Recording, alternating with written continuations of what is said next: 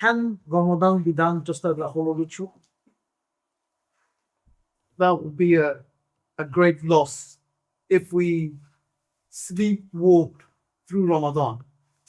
We made it into a routine where every day, my brother here will probably know more about it. We are a creature of comfort.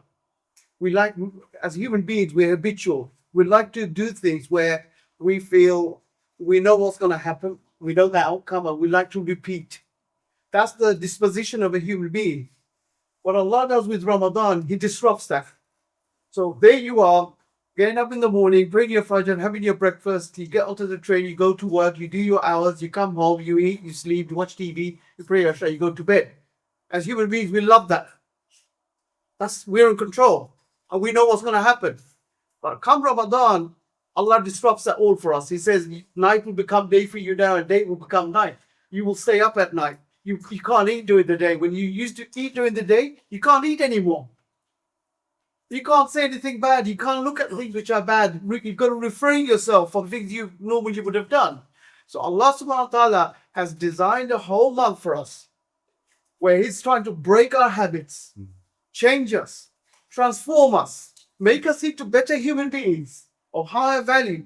So you have this great month. And if not just you, I'm just myself included in this. If we made Ramadan another month of routine where we just go through the days, we count the days down, and then we find ourselves buying Eid clothes, that would be a disaster. That would be a great loss.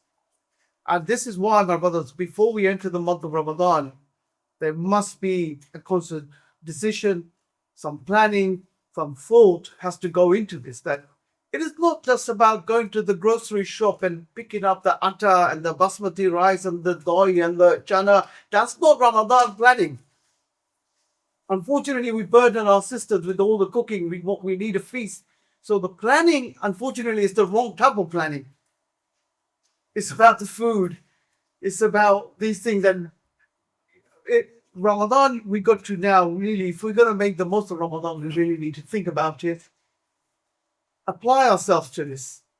And as this ayah has been mentioned, Shahru Ramadan alladhi unzila fi al-Quran. In the month of Ramadan, Quran was revealed. So the Sahaba, if you can imagine the situation here, Sahaba are walking around, living their life in the month of Ramadan, and ayat of the Quran are coming down from the heavens.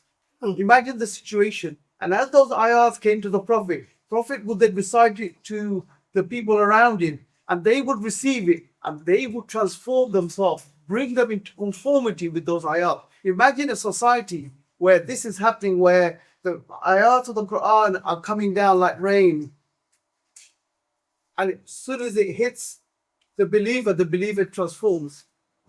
And in the month of Ramadan, it's not just about standing behind the Imam and listening. It's also, we should be in that mode. We should be in that state where we are also receiving revelation as if it's coming down to us.